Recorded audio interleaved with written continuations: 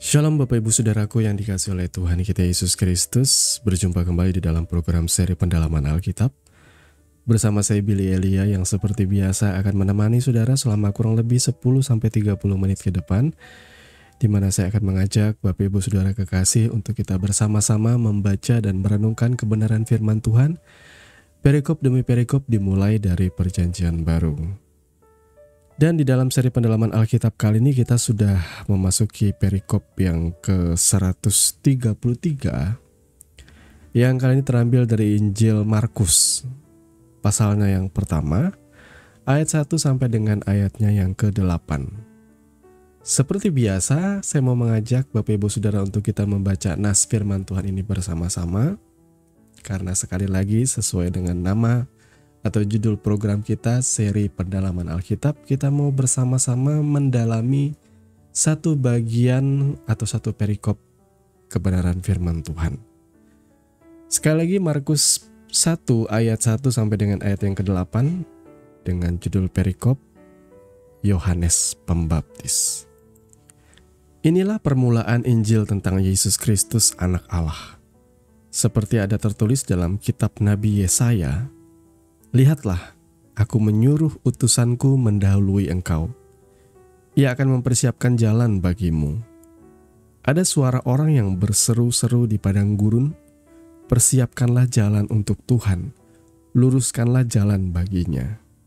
Demikianlah Yohanes Pembaptis tampil di padang gurun dan menyerukan, "Bertobatlah dan berilah dirimu dibaptis, dan Allah akan mengampuni dosamu." Lalu datanglah kepada orang-orang dari seluruh daerah Yudea dan semua penduduk Yerusalem, dan sambil mengaku dosanya, mereka dibaptis di sungai Yordan. Yohanes memakai jubah bulu unta dan ikat pinggang kulit, dan makanannya belalang dan madu hutan. Inilah yang diberitakannya, "Sesudah aku akan datang Ia yang lebih berkuasa daripadaku. Membungkuk dan membuka tali kasutnya pun aku tidak layak.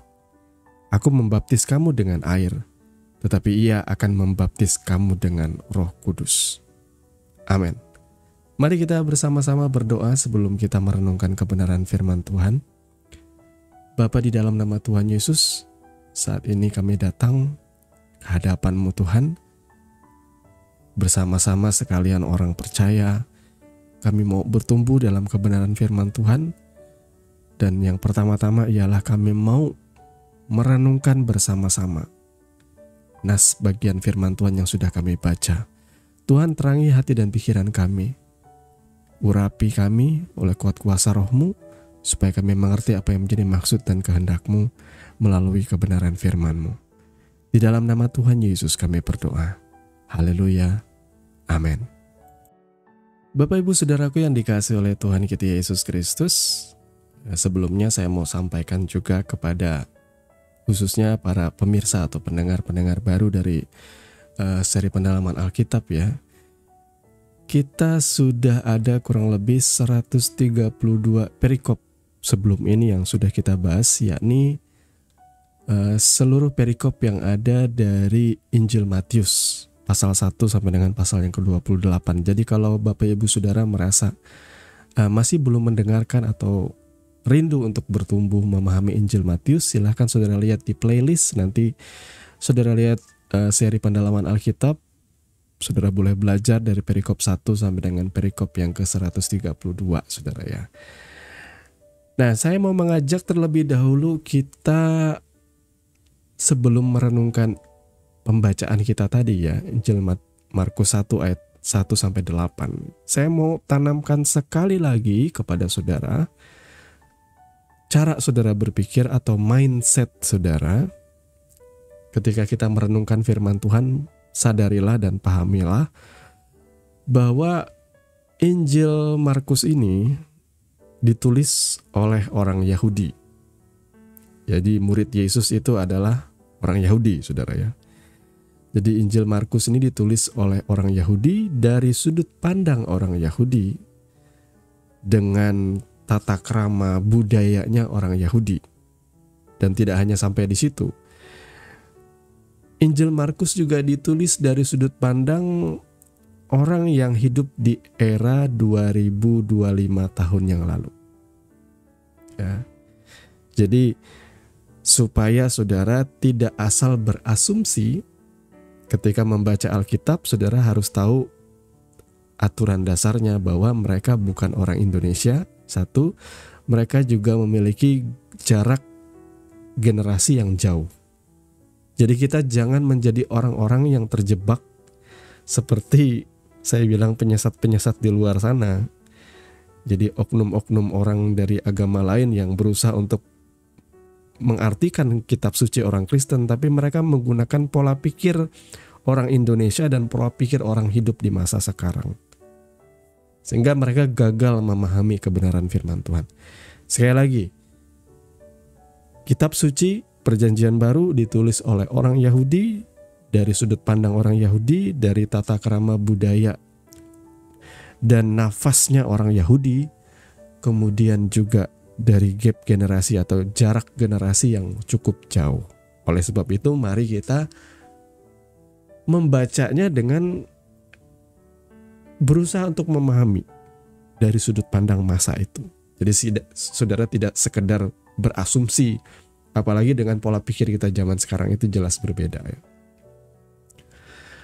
Nah, yang menarik di sini ialah pada ayat yang pertama, inilah permulaan Injil tentang Yesus Kristus Anak Allah ya. Injil Markus adalah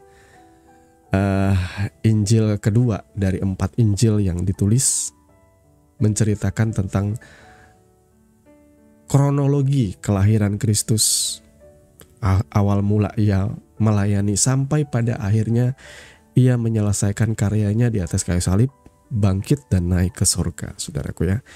Jadi ini adalah kisah tentang Yesus selama ia ada di dunia ini.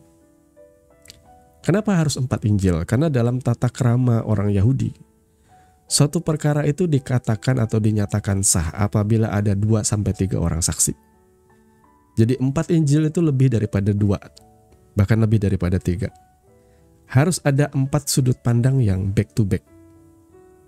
Jadi saling melengkapi. Jadi kisah ini bukan cuma dari sudut pandang satu orang. Karena kalau ada orang yang berani mengklaim bahwa kitab suci atau Injil ini turun dari surga, nggak seperti itu konsep kita. Orang Kristen tidak seperti itu. Injil itu ditulis oleh manusia. Tetapi tidak sekedar ditulis, tidak sekedar asal-asalan. Diilhami oleh Roh Kudus. Dari keempat Injil, kenapa harus ada 4 saksi ini?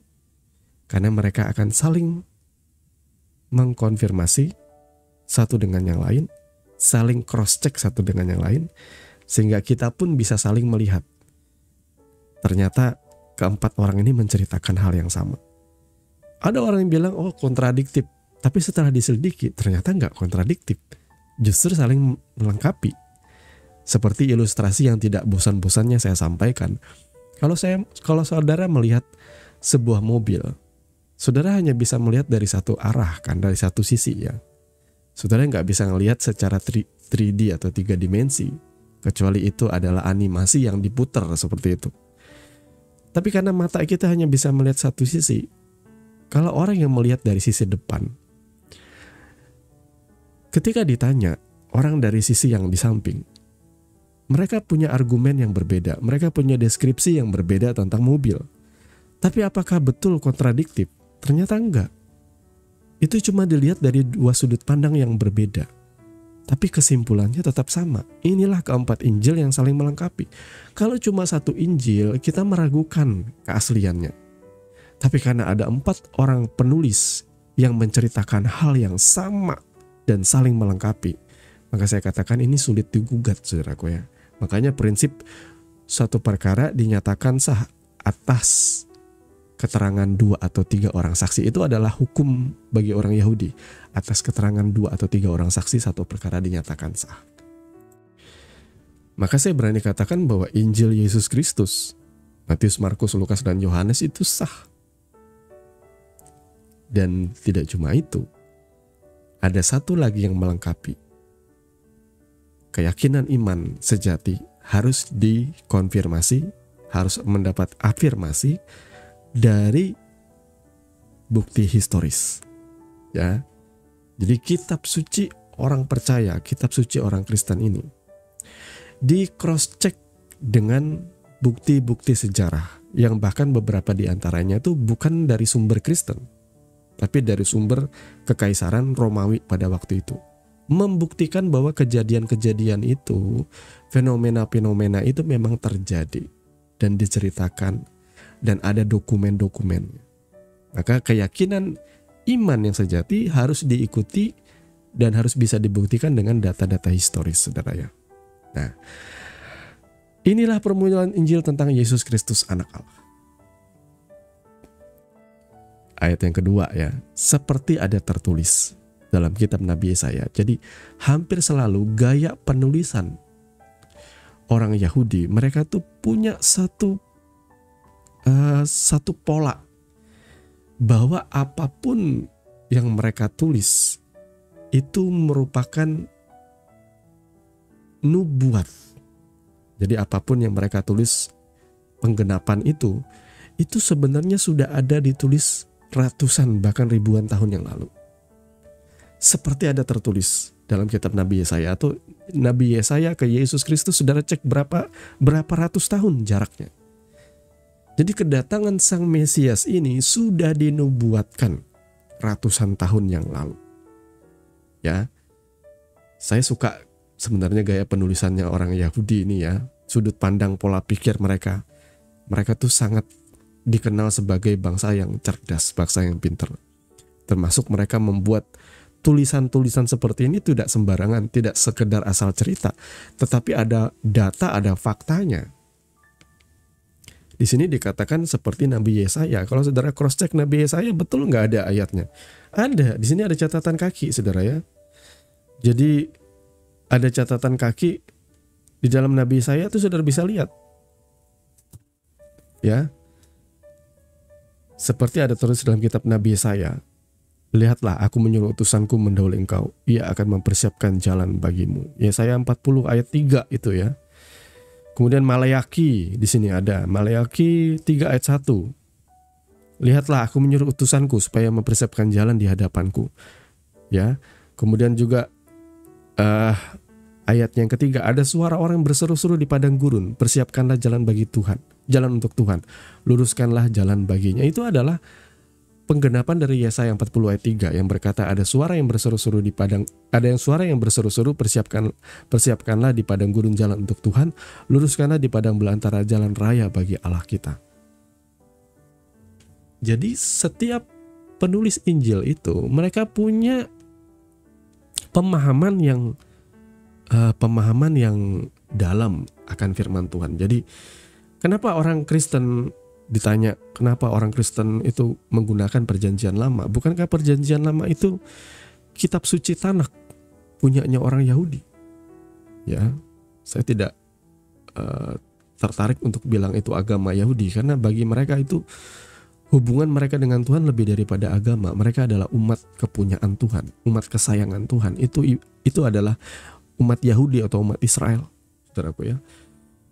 Jadi kalau orang Kristen kok pakai perjanjian lama yang merupakan kitab sucinya orang Yahudi, Tanakh Ibrani, ya kita berhak. Karena apa? Karena perjanjian baru itu merupakan penggenapan dari apa yang dikatakan dalam perjanjian lama. Perjanjian baru itu tidak akan lengkap tanpa perjanjian lama. Sebaiknya perjanjian lama juga tidak akan lengkap sebenarnya tanpa ada penggenapannya.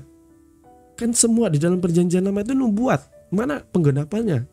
Ya di dalam Yesus Kristus. Itu penggenapannya. Semua berita dari para nabi, maksud saya, nubuat-nubuat di masa yang lalu, bahkan ribuan bahkan ratusan tahun yang lalu, semuanya menunjuk kepada satu pribadi ini, Yesus Kristus. Itu sebabnya kenapa perjanjian lama masih kita perlukan. Tetapi ingat, saudara jangan terjebak dalam konsep bahwa kalau perjanjian lama tetap berlaku, ya kenapa orang Kristen makan babi, ya makan sesuatu yang haram menurut perjanjian lama. Nah, itu saudara harus telisik lagi. Kalau saudara penasaran, saudara bisa lihatlah di dalam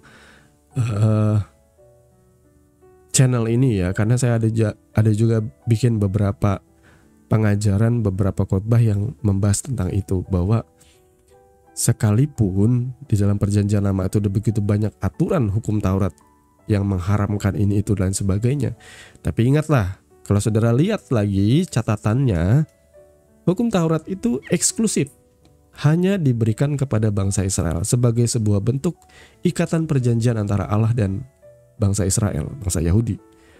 Jadi kalau mereka mau mengikuti Tuhan, mereka harus menuruti apa dan segala yang tertulis di dalam kitab hukum Taurat. Termasuk kitab hukum Taurat itu akan berjalan dengan benar selama secara sakramental semuanya ditopang dengan kehadiran yang namanya kemah suci atau bait suci.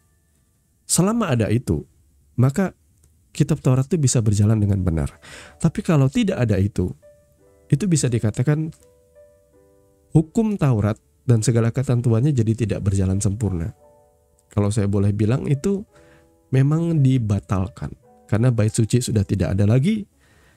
Mau dibilang reruntuhannya cuma sisa tembok belakang yang disebut dengan tembok ratapan itu sudah hanya sisa-sisanya aja. Sisa kejayaannya aja. Sudah tidak ada lagi. Maka tanpa adanya bait suci, segala ibadah dan pelaksanaan tata ibadah sakramental, sakramen yang harus dilakukan di bait suci itu sudah tidak bisa dilakukan lagi. Ini adalah sebuah pembuktian bahwa hukum Taurat itu memang dibatalkan. Makanya orang Kristen, yang lebih-lebih kita sebenarnya bukan keturunan Yahudi, kita tidak dituntut untuk hidup secara Yahudi. Ya saudaraku, saudara boleh baca lah Alkitab saudara dengan jelas ya. Makanya baca Alkitab tuh lengkap, jangan setengah-setengah. Nanti kayak oknum umat yang sok-sokan mengkritisi kekristenan, tapi mereka hanya pakai asumsi tidak dengan data yang jelas, saudara. Nah, jadi nubuat di dalam kitab Maleakhi dan kitab Yesaya itu semua menunjuk kepada Yohanes Pembaptis. Karena sesuai dengan perikop kita kali ini, judulnya ialah Yohanes Pembaptis. Nah, Yohanes Pembaptis itu seperti namanya ya. Ia memang punya ciri khas membawa sebanyak-banyaknya orang sambil ia berseru di padang gurun, mengajak orang untuk bertobat. Dan sebagai lambang dari pertobatan itu ialah baptisan. Nah, saudara perlu ketahui bahwa Yohanes ini kalau tidak salah ya benar ya, ia adalah anak seorang imam. Jadi Yohanes Pembaptis ini lahir usianya lebih tua 6 bulan. Jadi ketika si Elizabeth itu kalau tidak salah ada hubungan kerabat dengan Maria ya. Maria ibunda Yesus ya. Jadi Elizabeth bertemu dengan Maria, ketika itu Maria berkunjung dan mengucapkan salam sehingga bayi di dalam kandungan Elizabeth yakni Yohanes ini melonjak. Ya. Jadi orang ini memang dipenuhi oleh Roh. Dan kemudian memang kelahiran Yohanes Pembaptis ini juga sesuatu yang luar biasa ya. Karena bapaknya bisu, tiba-tiba ya sebelum lahir anak ini bapaknya tiba-tiba nggak bisa ngomong. Sampai orang memastikan siapakah namanya. Akhirnya dia menulis namanya Yohanes. Dan akhirnya terbuka mulutnya sehingga ia bisa berbicara dan memuliakan Tuhan. Orang takjub akan jadi apakah ini anak ya, seperti itu. Yohanes Pembaptis ini saudaraku ya. Baptisan itu sebenarnya sudah ada ya. Bagi kalangan para imam itu ada yang namanya bahasanya Ibraninya tevilah. Itu seperti kolam pemandian. Biasanya ada di bawah, di basement biasanya di bawah rumah ya, di basement apa sebetulnya ya, ruang bawah tanah seperti itulah. Khususnya imam-imam Yahudi itu biasanya ada yang namanya sebuah kolam kecil ya. Sebuah kolam kecil di mana mereka sebelum melayani atau sebelum bertugas dan sebagainya, mereka biasanya akan masuk ke dalam kolam itu dan membenamkan dirinya. Saudara perhatikan sini ya, mereka membenamkan dirinya, menenggelamkan dirinya. Ya, nyelam. Ya, gambaran dari pentahiran. Mereka menyucikan dirinya dengan cara masuk ke dalam kolam, posisinya tuh tefal, dalam bahasa Ibrani itu artinya memang masuk ke dalam air ya. Tevilah itu sebenarnya diadopsi. Jadi baptisan orang Kristen itu bukanlah ditemukan orang Kristen, tapi itu sebenarnya adalah budayanya imam Yahudi, seperti itu. Jadi Yesus pun akhirnya menyuruh murid-muridnya pun membaptis orang-orang percaya di dalam nama Yesus. Sehingga kalau saudara belajar dari sejarahnya, baptisan itu sejatinya ialah ditahirkan masuk ke dalam air. Jadi bukan dipercik ya. Kalau kita mau berargumen sesuai dengan sejarahnya dan sesuai dengan bukti kolam itu dan bagaimana tata cara mereka masuk ke dalam air, maka memang bukti sejarah yang paling kuat tuh tevilah atau baptisan itu artinya ditenggelamkan atau masuk ke dalam air. Nah seperti itu. Kalau orang mau menyederhanakan menjadi sebuah simbolisasi semata ya silahkan. Tapi kalau saya pribadi, mari kita melakukan sesuai dengan firman Tuhan saja. Kalau firman Tuhan berkata seperti itu, kenapa kita malah menguranginya ya, atau kita malah mengecilkan maknanya? Suatu perintah, walaupun itu adalah suatu upacara, jangan pernah remehkan suatu perintah dari Tuhan, saudara ya. Nah, Yohanes Pembaptis dikenal dengan bab Yohanes dan ada pembaptis itu seperti kalau hari ini ya, kita biasanya menyebut nama orang, misalnya ada seorang tukang ya, misalnya nama tukang itu Adi gitu ya, tapi karena dia suka bawa pacul gitu, makanya sudah ditambahin di belakangnya Adi Pacul gitu ya. Ya, jadi kerjaannya tuh tukang pacul ya. Kemudian ada pokoknya nama-nama orang yang saudara sandingkan dengan satu pekerjaannya dia, seperti itulah. Banyak ya kan. Ini Yohanes Pembaptis pun menggambarkan bahwa apa yang ia lakukan, dia biasanya membaptis orang ya. Yohanes Pembaptis, seperti itulah.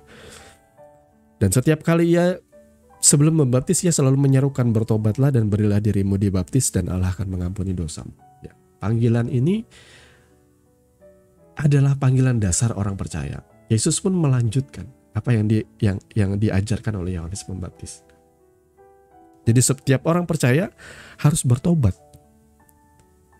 ya, dan memberi diri dibaptis. Memberi diri loh, bukan diberi oleh orang tuanya, enggak. Makanya baptisan waktu kecil memang juga tidak valid. Karena memberi diri itu ada sebuah kesadaran bahwa mereka rindu untuk menjadi pengikut Kristus, itu seperti itu.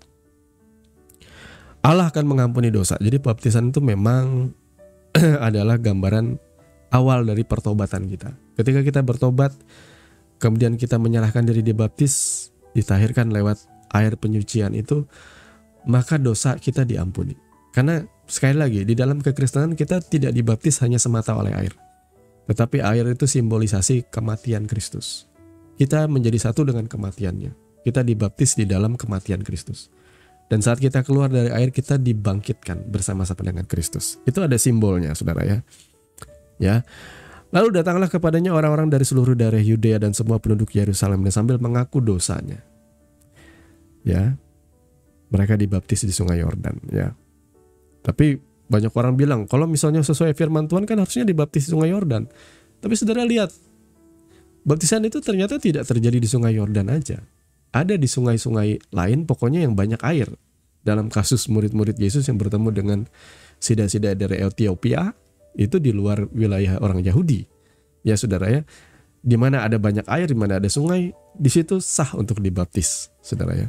Yang penting baptisan itu maknanya orangnya terlebih dahulu bertobat, mereka meminta pengampunan dosa, mereka berserah dan ingin sungguh-sungguh mengikuti Tuhan, maka mereka patut untuk dibaptis. Yohanes memakai jubah bulu unta dan ikat pinggang kulit, dan makanannya belalang dan madu hutan. Saya tidak paham kenapa ini penjelasannya seperti ini, tetapi saudara perlu tahu, Yohanes Pembaptis itu biasa dikatakan dia datang dalam roh dan kuasa Elia. Dan penampilan Elia itu mungkin saja sama seperti Yohanes Pembaptis. 2 Raja-Raja 1 ayat 8, ya, di sini ada catatan kaki. Jawab mereka kepadanya, seorang yang memakai pakaian bulu dan ikat pinggang kulit terikat pada pinggangnya. Maka berkatalah ia, itu Elia orang Tisbe. Jadi penggambaran dari Yohanes Pembaptis ini sama seperti Elia. menggunakan jubah bulu, ikat pinggang kulit, dan makanannya belalang dan madu hutan. Ya, jadi Yesus sendiri berkata, Yohanes Pembaptis itu datang dalam roh dan kuasa Elia. Saudara ya. Jadi nabi ini memang tegas, saudaraku. Saudara bisa bacalah kisah dari Yohanes Pembaptis. Ia berani loh menyuarakan kebenaran, bahkan berani berhadapan dengan raja pada masa itu. Seperti Elia juga berani berhadapan dengan Izebel, dengan raja siapa namanya? Wah, saya lupa lagi nama rajanya, saudaraku ya. Pada waktu itu Izebel itu istrinya. Jadi pada waktu itu Yohanes Pembaptis betul-betul mencerminkan seorang nabi layaknya Elia. Dan pada akhirnya dia berkata, inilah yang diberitakannya, sesudah aku akan datang ia lebih berkuasa. Ini ia bernubuat, saudaraku, daripadaku. Membungkuk dan membuka tali kasutnya pun aku tidak layak. Aku membaptis kamu dengan air, tetapi ia akan membaptis kamu dengan Roh Kudus. Semua yang dikatakan oleh Yohanes Pembaptis ini valid, saudaraku. Ini adalah sebuah nubuatan mengenai Yesus Kristus. Ya, dia lebih besar, ya. Karena ini Yesus bukan manusia biasa. Kemudian ia akan membaptis tidak cuma dengan air, tapi dengan Roh Kudus. Betul. Buktinya ya, Yohanes ini yang menariknya, dia masih belum di era, dia bukanlah murid Yesus. Dia juga tidak di eranya Rasul Paulus yang menjelaskan tentang baptisan Roh Kudus dan lain sebagainya. Tetapi dia bisa bernubuat, membaptis dengan Roh Kudus, dengan Roh Allah. Seorang nabi yang betul-betul valid, saudaraku, yang mempersiapkan jalan bagi Yesus. Kenapa saya bilang mempersiapkan jalan? Bukankah Yesus dibaptis oleh dia? Dan ketika Yesus datang sebelum dibaptis, Yohanes Pembaptis sudah berkata, inilah anak domba yang menghapus dosa dunia. Ini orang luar biasa, saudaraku. Ya, jadi Injil Markus dibuka dengan kisah seorang yang mendahului Yesus, yakni Yohanes Pembaptis, seorang nabi dalam roh dan kuasa Elia. Jadi pesan-pesan dari Yohanes Pembaptis ini luar biasa kuat. Tapi saudara perlu ingat, Yohanes Pembaptis tetaplah seorang manusia biasa. Elia pun di dalam pelayanannya ketika berhadapan dengan Raja Israel ini, dia pun sempat putus asa, sempat ketakutan oleh ancaman Izebel, dan akhirnya ia kabur melarikan diri. Dia juga manusia biasa. Yohanes Pembaptis juga ada kelemahannya, nanti kita akan belajar ya dari nas-nas pembacaan kita yang berikutnya. Puji nama Tuhan, saudaraku yang dikasihi oleh Tuhan kita Yesus Kristus. Demikian renungan kita di kesempatan kali ini. Ya, dan kita mau bersama-sama merendahkan hati untuk berdoa. Bapa, di dalam nama Tuhan Yesus, terima kasih untuk kebenaran firman yang sudah Engkau ajarkan bagi setiap kami. Terima kasih Bapa, kalau kami boleh membuka pembacaan kami di dalam Injil Markus, dan kami boleh diajak untuk bisa memahami kebenaran firman-Mu. Kami bersyukur, kami berterima kasih Tuhan. Segala puji syukur kami kembalikan kepadamu. Tuhan, tolong supaya kebenaran firman ini betul-betul tertanam, tersimpan dalam hati kami. Sehingga suatu saat kelak ia boleh menjadi pondasi yang kuat, yang kokoh, dan kami juga boleh diingatkan setiap kali kami diperhadapkan dengan yang namanya tekanan, tantangan, dan pergumulan hidup Tuhan. Terpujilah namamu kekal selama-lamanya. Di dalam nama Tuhan Yesus kami berdoa. Haleluya. Amin. Bapak Ibu Saudaraku yang dikasihi oleh Tuhan kita Yesus Kristus, kita sudah sampai di penghujung program seri pendalaman Alkitab. Terima kasih untuk kesetiaan saudara mengikuti channel ini dan mendukung kami di dalam doa. Terima kasih juga sudah merekomendasikan channel YouTube ini untuk boleh didengar lebih banyak saudara-saudara seiman di luar sana, agar mereka boleh bertumbuh di dalam iman, pengharapan, dan kasih yang sejati. Akhirnya saya Billy Elia pamit, sampai bertemu lagi di dalam program seri pendalaman Alkitab yang berikutnya. Kiranya kasih karunia oleh Tuhan kita Yesus Kristus berlimpah di dalam kehidupan saudara senantiasa. Shalom.